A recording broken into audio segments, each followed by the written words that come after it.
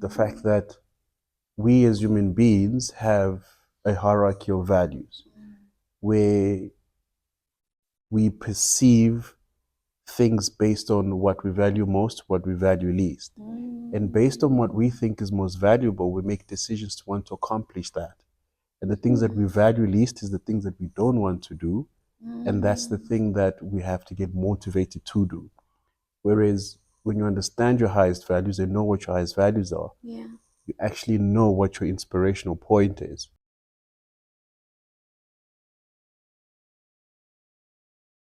Welcome to another episode of the Callouts. Today it's another day, a very special one. And it took a lot for us to get here. Let me tell you, Ne, I think from what I've been experiencing, the main thing that I've learned is that have your own things. So you don't have to run around and beg anybody and have not to fight with people. Because tell me why I've been up and down, running around, fighting with people, but here we are. Please put on your digital heads and help me welcome Osvaldo. He said it's all love. No, it's not. Sometimes it's hate and sometimes it's jealousy. Yeah, clock it. How are you doing? I'm good. How are you today? I am good. I've got so much energy. Yeah, I I've got, can see that. I have got so much, and I think today, let me take you through my morning. Ne? Yeah. I woke up very early this morning because I planned my day ahead. Yes. And if there's anything that I recently decided is that I do not want to be late for anything. Yes. I don't know. I want to be early to any engagement I get to be a part of, right? Mm-hmm. So I plan my morning so well, but people would inconvenience you so bad. Yes. Right? Yeah. And I think I've been experiencing that a lot lately. But how was your morning? Or Well, how is your morning? oh yes, it is the one. No, my morning is quite good. I think having to experience you today is something that I can be really grateful for being here. Yeah. So just being around, in and around the work that you do, I think I'm really grateful that I can be at this very moment And the to be able drama to as do that. well. And the drama. Well, yeah, I've got a different perspective on the drama, but Really? yeah. Yeah. Mm-hmm. How would you describe Osvaldo? Who are you? Okay. How would I describe who I am? Is this Mm. from a perspective of how I grew up, how I got to where I am, or just in general in terms of this is who I am and this is what I love doing? Let's start from this is who you are and what you love doing, and you Yeah. can take us to, the childhood Okay. and what is it that you do also. Well, yes. So for me, the thing that I love the most is I love speaking and teaching, as well as researching anything on human behavior. And the reason for that is because I found that we we as human beings have capacities that sometimes you can't measure it, and sometimes you're not aware of the true capacities that we have. I think I also talk from personal experience because when I was in matric, I had this beautiful conversation with my parents where when my parents sat me down and they told me, well, after year after matric, whatever it is that you want to do, you will have to work for it. If you want to go to school, you'll have to find a way to work for it. We'll help you out with the roof and food, and rent will be free. So when I look back at that, that was a gift. That moment was a moment of a gift. And so at that point in time, the thing that I struggled with most was with self confidence. How do I tackle the world? Who am I in the world? Where do I fit in? And so I discovered through many teachings, I came across a lot of teachings that teach around human behavior, and I was fortunate enough to meet certain people in life that helped me to find out who I am and what it is that I really want to dedicate my life to. Yeah. Yeah, I think that's nice. Yeah. But for the fact that your mother told you for everything that you want, you have to work for it. Mm-hmm. What was your first expression when you had that? Well, I mean, at the time I was what, 18. So the first expression is, where do I start? What do I do? Yeah. What's the first thing that I do? And so, obviously, the first thing that your parents tell you, well, you need to find a job. Yeah. How do you work without any qualifications? You know nothing about the world, Zero experience. zero experience. Yeah. So my very first job, I remember I finished matric. Then a week later, I was working at a restaurant washing dishes. Really? For how long? I worked there, funny enough, I worked there from December. I worked in November and December. Then I left in Jan. And then from there, I was always job hopping, looking for different types of job. Funny enough, I remember I even did like door-to-door sales at the time, where you would go knock on people's doors or meet people on the streets and then sell them certain products. Yeah. And then the other job I did was, I remember there was a point in time where I actually handed out pamphlets, like the guys who stand on the robots, Yes. and our pamphlets. I also used to put the pamphlets inside people's houses because I was working with real estate agents. So yeah, so doing those odd jobs was what you really did. Then the first breakthrough came in terms of finances. I'd say was when I worked at a company in Soweto called Brand ID. That sort of boosted me up a bit because I got to learn about sales, marketing, how business works. And the guy who ran the company was a very great guy. Then I left there. Then I remember at the time I had like my last 2,000 rand. I'm like, what am I going to do with my last 2,000 rand? Yes. So I took that 2,000 rand and then I did a certificate I done a certificate in call center. Yeah. At the time, if you had a call center certificate, you could go into a call center and work at a call center. Yes. Yeah, so that's what I did, and then So worked call that centers. means Yep. you worked at the call center. Yes. How was it for you? I was Yeah. there for like 2 weeks. For 2 weeks. Oh my goodness, I couldn't. Why did you leave? Why did you leave it? No, it was too difficult. Also, Okay. it was an overseas campaign, you Okay. know. So every time when you talk to them, obviously they could hear the accent is not of Okay. the people there on the dialer were so rude. Somebody will Mm. tell you, go back to your country. What are you doing here? You know, they were so rude. I Yeah. couldn't take that. I was like, it's fine. So, It's thank you for the opportunity. Let's meet on the next one. and what did you do after those 2 weeks of leaving the call center I job? went back to radio. Okay, so you went back to radio. Yes. Well, Yes. sure. I think for me, my experience was because I worked there's two companies that I worked. One was MultiChoice, and then the other one was Ellereens. For me, I think that's where, when I look back, I'm grateful for the experience because it taught me how to speak to people. Oh. And I think it made it easier to relate to people. And I think that also played a part in wanting to study more about human behavior. How do people tick? How do people think? Yeah. What makes a successful person a successful person? So I think it helped in that because you're talking to people. What I really loved about it was the fact that you could resolve a person's problem. And after you resolve the problem, they're like, oh, thank you. And so that taught me how to do that. And I was really grateful for it, especially the one in MultiChoice, because you're fixing a decoder using a computer. Yeah. And you're like, oh, okay, try this, try that. They're calling you and they can't see nothing. So that taught me those skills.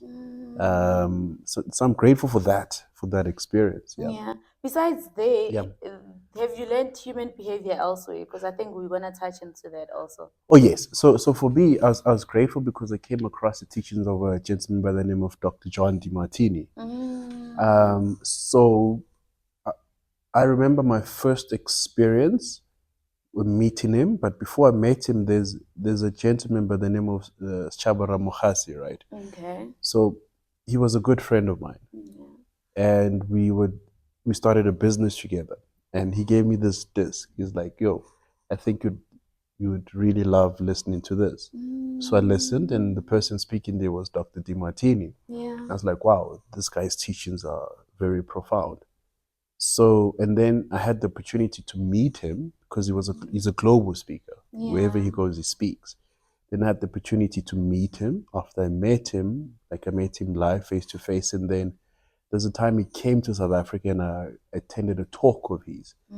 And for the first time, I met someone who's very congruent with their lives. Yeah. And then from there on, I can say I took on his teachings. And part of what I love doing is to teach the things that he has taught. Yeah. That makes sense. Yeah. How would you describe human behavior? Well, it's multifaceted. Yeah. So the way I would explain human behavior, right, is that I would always start with Dr. Demartini's work. Yes. Which there's an aspect of his work where he speaks about human values. The fact that we as human beings have a hierarchy of values where we perceive things based on what we value most, what we value least. And based on what we think is most valuable, we make decisions to want to accomplish that. And the things that we value least is the things that we don't want to do. And that's the thing that we have to get motivated to do. Whereas when you understand your highest values and know what your highest values are, Yeah. you actually know what your inspirational point is. So the basis around human behavior is the fact that we all make decisions in the pursuit to fulfill our highest values and our highest, I would say, the thing that drives us most from the inside. Yes. That is derived from our hierarchy of values. And once you actually understand that, you'll understand why you get emotional about certain things. So for instance, the reason why you got emotional this morning is because Yes. you might find that you perceived that whatever is going on, the challenges that you're having, is not serving you in your highest values, which is probably shooting a podcast. Yes. So anything that you perceive is on the way to fulfilling that, which is now the podcast. You get angry about it. You express certain emotions because you're like, no, this is very challenging, right? And anything that you see, okay, it's going to serve me in the pursuit of my highest values. You're going to open up to it and be like, oh, yes. You're going to express the opposite emotions like, yes. You're going to be happy, you're going to be excited, you're going to be open about it. Yes. But with these teachings, you learn that you need both aspects. You need your angry side as much as you need your happy side. You can't go without being angry and you can't go without being happy. So you need both sides of it. Yes. Yeah. I get it. Yeah.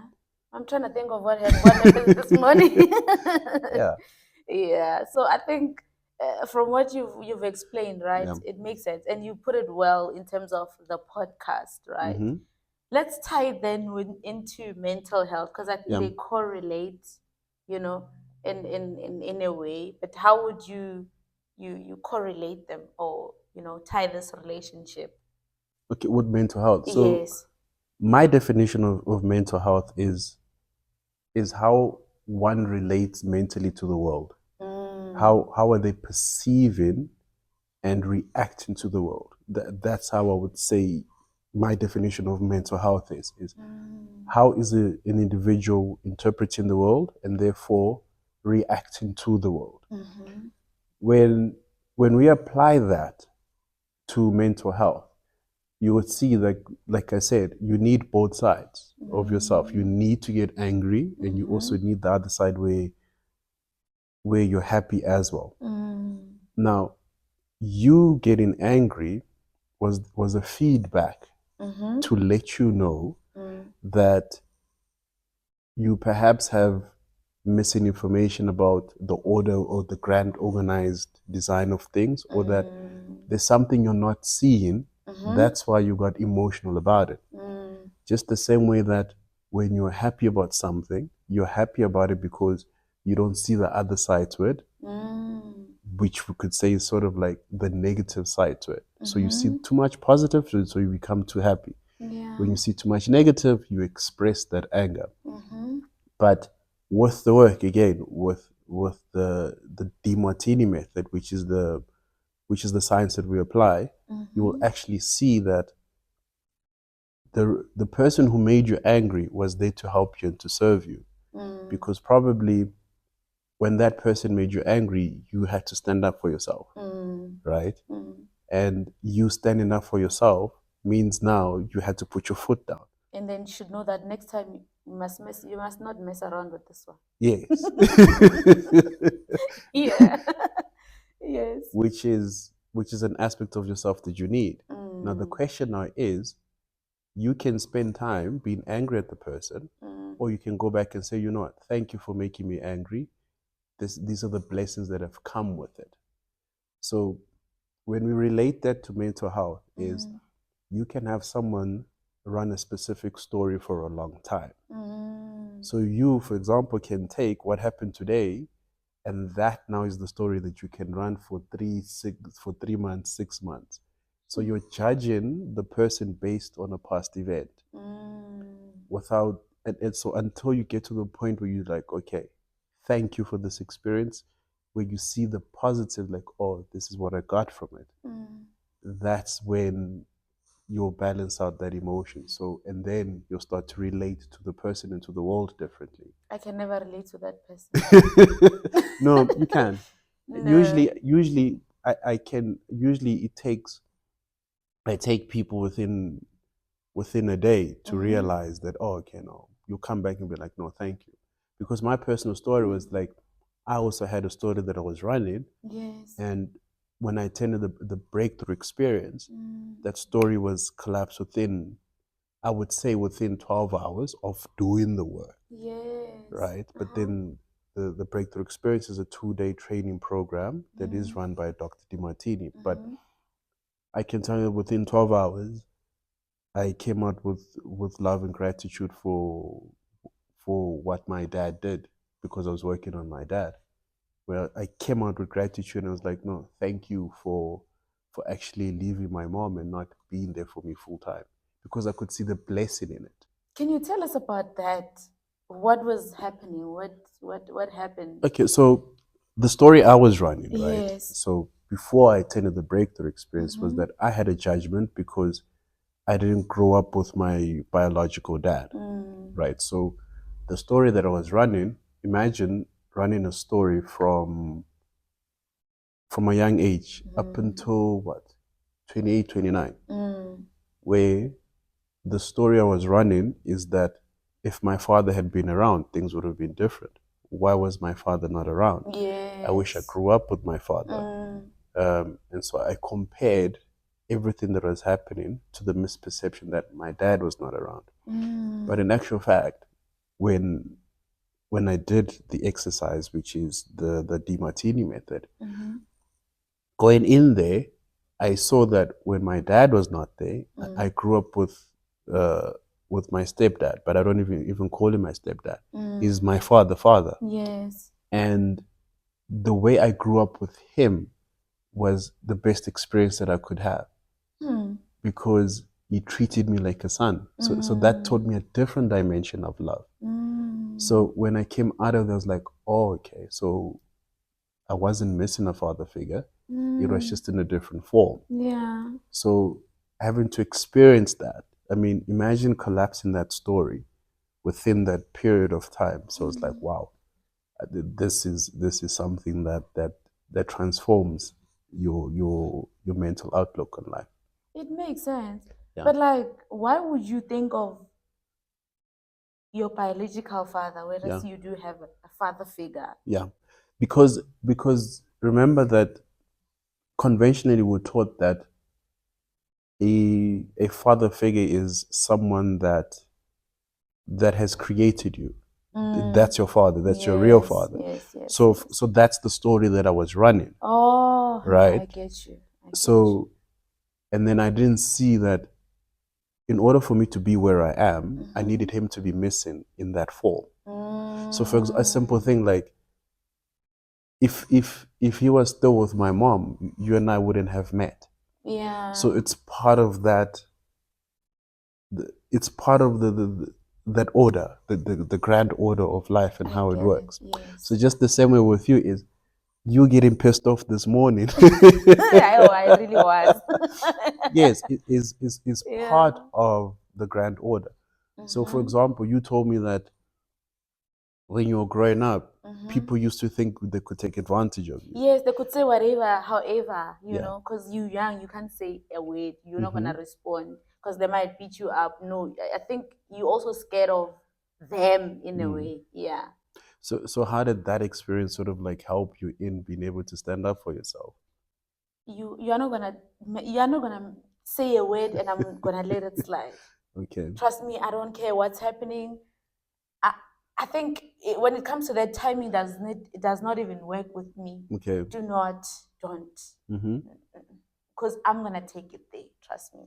Okay. Yeah. So the person helped you in you fighting for yourself. Yes. Okay. And what does that mean when you fight for yourself and fight for the things that you believe in? What does that mean for you?